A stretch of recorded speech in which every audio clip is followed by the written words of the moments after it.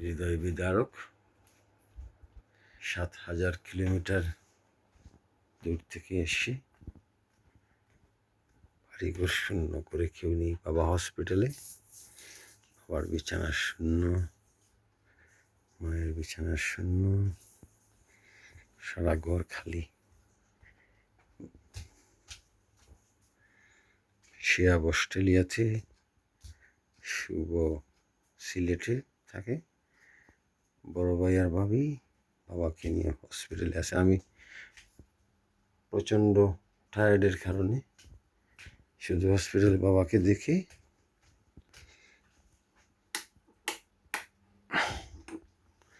রান্নাঘর,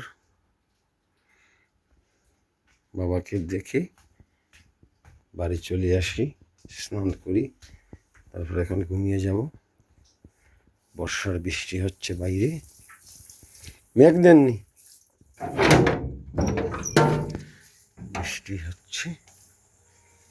বর্ষার বাড়িপাত, খুব স্বপ্ন ছিল বর্ষাকালে বাংলাদেশে আসা।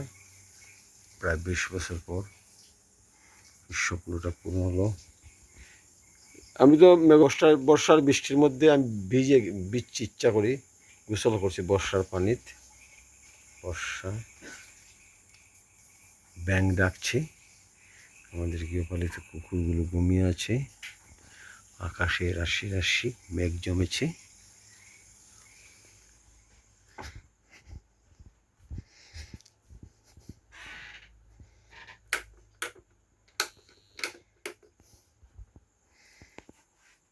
মায়ের ছবি, সবখানে মায়ের স্মৃতি।